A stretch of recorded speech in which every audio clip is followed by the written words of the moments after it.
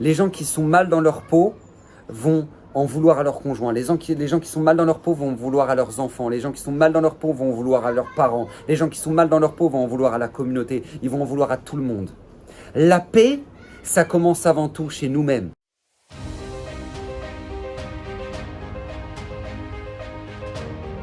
Chag Sameach à tous, Moadim Besimcha, Baruch Hashem, quel plaisir de se retrouver pour le Zera Shimshon, cette semaine spéciale Sukkot, voilà, sous la Souka.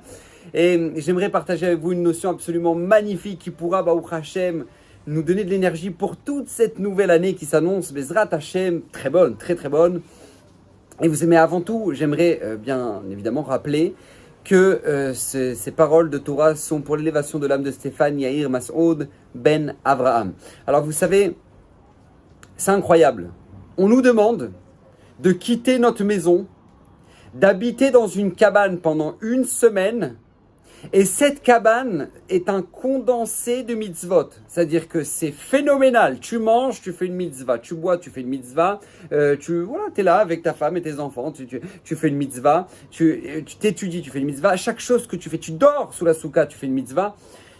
Et c'est incroyable. C'est-à-dire que c'est un condensé de mitzvot, un concentré de mitzvot en une semaine qui est phénoménal. Je ne sais pas si on en fait autant durant toute l'année en une semaine. Et on te dit ça dure qu'une semaine. Et c'est sous une cabane que ça va se passer. Et là tu te dis comment c'est possible? C'est quoi le message? C'est quoi qu'est-ce que Hachem attend de nous là? Akadosh Baruch Hu attend de nous de comprendre un principe fondamental qui doit justement nous accompagner durant toute cette année. C'est pas pour rien que la fête de Sukkot est juste après Rosh Hashanah et Kippour, parce que dans la logique, normalement, elle ne devrait pas du tout se placer là dans le calendrier, d'accord? Ça devrait être, on est sorti d'Égypte, tu as fait Pessah, très bien, super. Juste après, tu enchaînes avec Sukkot, parce qu'on est sorti d'Égypte, donc Hachem nous a mis sous les Anané Kavod, donc c'est bon, c'est Sukkot. Et juste après, tu as Shavuot. Ok, tu as reçu la Torah. Là, non, pas du tout. Là, on te dit, regarde, c'est Rosh Hashanah, tout est fixé, toute une nouvelle année. Kippour, tu demandes pardon, et là, tu enchaînes avec Sukkot. Pourquoi? C'est quoi le message? C'est que la Torah te dit, regarde, là, tu as compris, c'est moi le maître du monde, et que je peux tout faire pour toi dans ta vie. Kippour, tu m'as montré que toi aussi, tu es sincère, toi, tu es quelqu'un de fidèle, tu as des regrets, tu as envie de te corriger, on y va, on fait une année ensemble. Et là, pam, tu arrives dans Sukkot, où on te dit, je vais te montrer à quoi ressemble la vie. La semaine de Sukkot, c'est un concentré de ce à quoi doit ressembler notre vie. On doit être dans une intensité de mitzvot énorme, dans un monde, à l'image de la soukha, qui est éphémère. On sait tous qu'on est de passage dans ce monde. Tout le monde le sait. D'accord? Mais 7 milliards de personnes savent, en tout cas j'espère, qu'ils ne sont pas éternels. D'accord? On n'est pas éternel. Mais ce n'est pas parce qu'on n'est pas éternel qu'on ne sert à rien. D'accord? Parce que les gens peuvent très vite tomber dans le piège de dire, bah voilà, tu vois, bah voilà, c'est tout, ça sert à rien, de toute façon, on va tous mourir un jour, de toute façon, c'est terrible. Non, c'est pas parce que tu n'es pas éternel que tu sers à rien. Non, tu as une raison, tu n'es pas un pot de fleurs, tu n'es pas faire là pour être potiche pendant 60 ans de ta vie, et puis voilà, tu étais là, il y a un moment où tu étais là dans le monde. Non, on veut que là, tu comprennes que toi, tu as une mission à réaliser. Tu dois donner le maximum de toi-même. Et c'est pour ça que d'ailleurs, le Zera Shimshon nous dit, on ne doit pas avoir peur de la mort. On ne doit pas avoir peur de la mort. Il n'y a pas de raison d'avoir peur de la mort. Parce qu'on est tous venus justement remplir une semaine, on est juste tous venus remplir une mission dans la courte vie qu'Hachem nous a donnée par rapport à l'éternité. C'est très très très court, d'accord? C'est très très très court. Et là, Hachem nous dit, mets le paquet. Mets le paquet. Maintenant, peu importe, à partir du moment où maintenant toi tu as rempli ta mission, c'est tout. Tu as fini ta mission et tu repars. Comme ça nous dit la Gemara dans l'Yerushalmi, Rabbi Boun et Niftar a quitté ce monde à 28 ans. Et nous dit la Gemara dans l'Yerushalmi, pourquoi? Parce qu'il avait tout fait. Tout ce qu'il devait faire, il l'a réalisé. Et à côté de ça, on peut avoir des gens qui vont vivre longtemps. On se dit, ah ben c'est bien, ils vivent très longtemps ces gens-là. Oui, mais c'est pas forcément bien. Parce que ça veut dire qu'Hachem attend qu'ils réalisent leur mission. Donc en fait, la question c'est, est-ce qu'on réalise notre mission, oui ou non? Mais l'image de Sukkot, c'est, mets le paquet. Parce qu'on est tous nés, pas mal. On est tous venus dans ce monde avec une mission à réaliser, qu'on le veuille ou non. C'est comme ça. Mais on est tous nés avec une particularité, avec des capacités bien spécifiques. J'étais au téléphone, il ne serait-ce que là, il y a un quart d'heure avec une personne extraordinaire que j'ai la chance de connaître qui est à l'armée, qui travaille dans Tsahal, qui a un très haut gradé à l'armée. Et ce garçon-là, quand il est venu en Israël, il est venu voir Ovadia Yosef. Il a dit, Rav, dans quelle yeshiva je rentre? Et Rav Ovadia Yosef lui a dit, tu vas à l'armée. Tu vas à l'armée. Il dit, mais non, mais je veux pas. Non, je veux aller à l'yeshiva. Et Rav Ovadia Yosef lui a dit, toi, ta mission, elle est à l'armée. Mais t'as un garçon qui vient te voir pour aller à l'yeshiva. D'ailleurs, tout le monde dit, ouais, les Haredim, ils fuient l'armée. Là, je vous donne l'exemple exactement inverse d'un enfant, d'un garçon qui voulait aller, un francophone qui voulait rentrer à la yeshiva et que le Gadol Hador lui a dit, toi, ta mission, je sens, c'est à l'armée. Maintenant, après la ptira de Rav Ovadia Yosef, après qu'il ait quitté ce monde, il est parti, il a dit, ça y est, j'en peux plus, c'est carrière là-dedans, j'en peux plus, c'est trop dur. Et donc il disait, ça y est, trop de responsabilités. C'est énorme les responsabilités qu'il a, c'est énorme. Et là, il va voir Raphaël Kanievski, et Raphaël Kanievski lui dit, Chas v'shalom. Tu quittes l'armée? Chas v'shalom. Ta mission, elle est là-bas. Et il fait un travail colossal. Et lui, la souka dans laquelle il est venu dans ce monde, c'est quoi? C'est cette mission-là qui lui est spécifique. Il y en a pour qui maintenant ça va être justement l'association qui vont ouvrir qui vont justement ouvrir pour les gens qui vont passer Shabbat dans les hôpitaux et qui n'ont nulle part où aller et que du coup Baruch Hashem ils leur préparent les plaques. On n'en sait rien. On est tous venus pour une mission. Akadosh Baruch Hu nous dirige, mais sachez qu'on doit mettre le paquet. Et ça, c'est très important parce que justement, on peut très vite se perdre. Et c'est pour cette raison que la mitzvah de Souka est tellement extraordinaire. Parce qu'on te dit, regarde, tu vas sortir de ta maison, tu vas habiter dans une cabane et on va t'inculquer pendant une semaine d'entraînement intensif que tout ce que tu penses être essentiel dans ta vie, ta maison, ton train-train, etc., et ben tout ça, tu le quittes et tu vas vivre dans une cabane. Pourquoi ? Pour te faire comprendre que ne te perds pas dans cette vie. Ne te perds pas en pensant que, tu vois, ce qui est essentiel, c'est quand maintenant, tu as ta maison, et puis tu as ton train-train, et puis tu as ta famille, et puis, non, tu es de passage. Tu es de passage. Tout ce qu'Hachem t'a donné, ce n'est pas un but. C'est un moyen qu'Hachem t'a confié pour pouvoir justement avancer et réaliser ta vie de manière incroyable. Hachem t'a donné une maison, c'est pas un but, c'est un moyen pour pouvoir faire Nasatorim, pour pouvoir recevoir des gens, pour pouvoir créer de l'amour dans ton couple, pour pouvoir éduquer tes enfants de manière incroyable, pour leur donner l'amour de la Torah. Mais c'est pas un but, c'est un moyen. Ne te perds pas. C'est pour ça que d'ailleurs on te dit, regarde, toi tu investis une tonne sur les assurances, sur les caméras, etc. Mais la Torah te dit, mais investis une tonne sur les mezuzot. Parce que là, ce qui va protéger véritablement ta maison, c'est pas tes caméras et tes assurances, etc. Parce que eux, ils vont faire en sorte que justement, tu sois jamais protégé. Non, c'est ta mezouza. C'est ta mezouza. T'as mis le tampon du bon Dieu dans ta maison, à chaque porte. Pourquoi? Pour te rappeler, cette maison est un moyen pour pouvoir sanctifier le nom d'Hachem. Pour pouvoir faire des Shabbatot extraordinaires, pour pouvoir faire des ambiances incroyables, pour que tes enfants puissent aimer tes valeurs et partager tes valeurs et partager une fois quand eux seront partis de cette maison, eux diffuser à leur tour c'est la beauté des valeurs que tu leur as inculquées. C'est un moyen, une maison, c'est pas un but, c'est un moyen. T'as fait ton aliyah, t'es en Israël, c'est pas un but. Israël n'est pas un but à atteindre, c'est un moyen qu'Hachem nous a donné, qui est incroyable, pour pouvoir, Baruch Hashem, servir Hachem de la meilleure manière possible, pour pouvoir se rapprocher de lui, pour pouvoir avoir une facilité incroyable de pouvoir faire Torah et Mitzvot, c'est extraordinaire.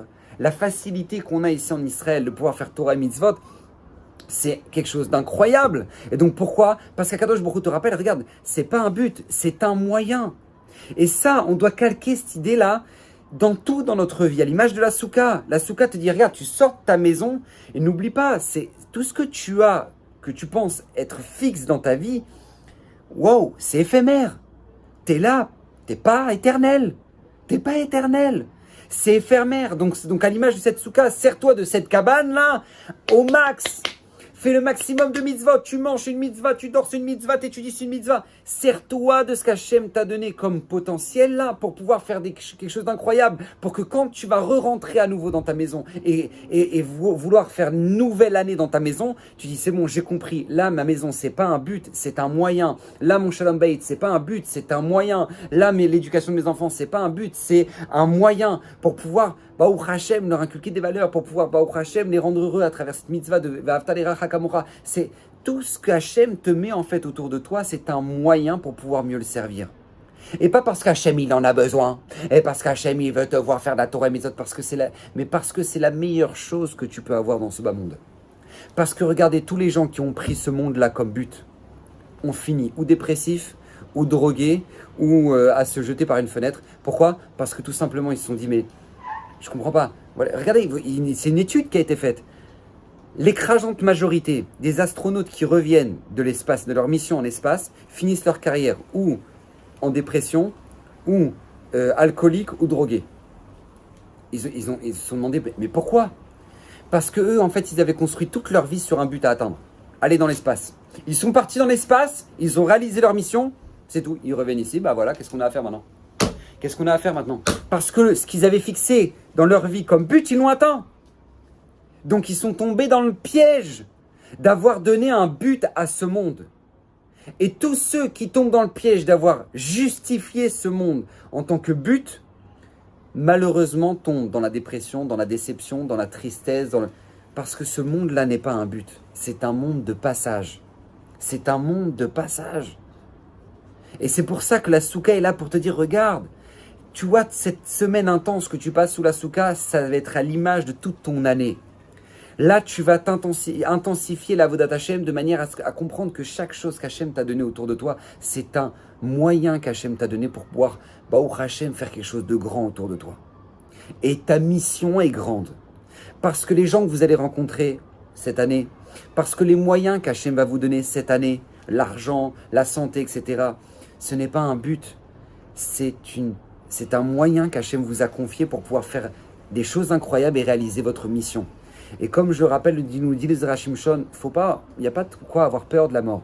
Parce qu'on est dans un monde où justement on se dit, on est là pour réaliser notre mission, on fait le maximum, on est au taquet, et on avance, et on avance. Et c'est pour ça que Baruch Hashem, cette règle, cette fête-là, est sous le tampon de la simcha, de la joie. Chag simchatenu. Pourquoi ? Parce que c'est justement ça, la joie dans la vie. La joie dans la vie, c'est à partir du moment où maintenant, tu es bien. Chaque chose a sa place. Tu es pas perdu entre un but, un moyen, un truc, l'essentiel, pas l'essentiel. Tu es cadré.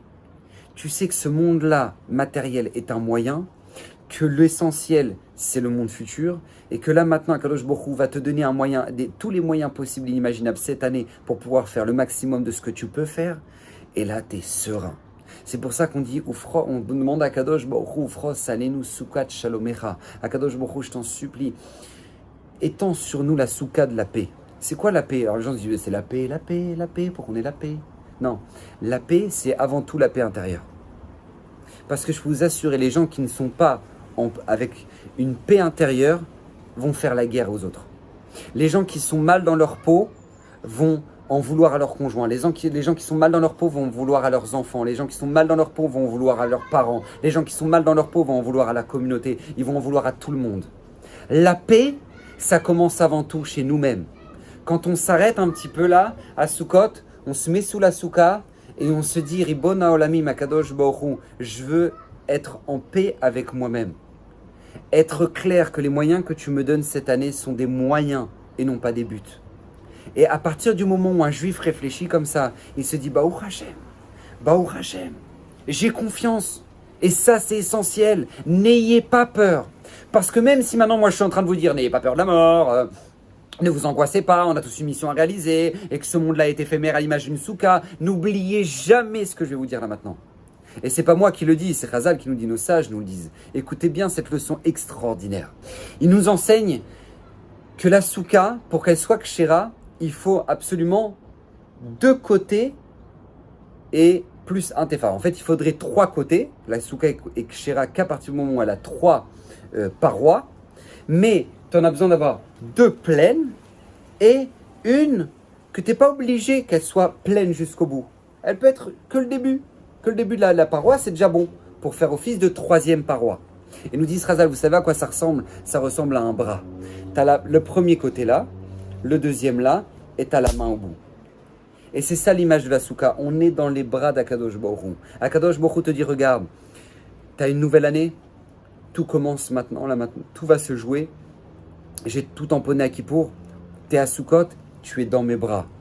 Tu es dans mes bras. Ne t'inquiète pas, c'est vrai, ce monde est éphémère, c'est vrai, tu as une mission à remplir, c'est vrai qu'on ne sait pas quand est-ce qu'on va quitter ce monde et on ne sait pas quand est-ce que maintenant on aura vraiment réalisé. Mais nous, ce qu'on doit faire, c'est se dire, je suis dans un monde éphémère, je mets le paquet parce qu'Akadosh Baruch Hu me donne une tonne de moyens pour pouvoir le faire. Mais n'oubliez jamais ce signe-là. Akadosh Baruch Hu commence cette année et sous quel signe? La souka, que c'est le bras d'Akadosh Baruch Hu. Tu es entouré d'Hachem. Tu vas te lancer dans une nouvelle année avec des nouveaux projets à réaliser, avec des nouveaux moyens à pouvoir, Baruch Hashem, utiliser. Akadosh Baruch Hu te dit, ne t'inquiète pas, tu es dans mes bras. Tu es dans mes bras. On est dans les bras d'Akadosh Baruch Hu. Hashem est avec nous. C'est lui qui nous a donné nos potentiels parce qu'il sait qu'on peut le faire. C'est lui qui va nous donner notre parnassa parce qu'il sait qu'on saura la gérer. C'est lui qui va nous donner notre shalom bayit parce que c'est lui qui va nous donner notre conjoint parce que c'est lui qui va savoir. Il sait que c'est ce conjoint-là qui nous convient. Et c'est lui qui va nous donner nos enfants parce qu'il sait que nos enfants nous conviennent parfaitement. Et nous, maintenant, on doit utiliser tout ça pour Bezrat Hashem réaliser une magnifique mission. Kadosh Baruch Hu vous aide à pouvoir réaliser le mieux possible votre mission, pour pouvoir sanctifier son nom, pour pouvoir être épanoui, pour avoir la paix intérieure et par conséquent la paix dans votre vie et la paix autour de vous.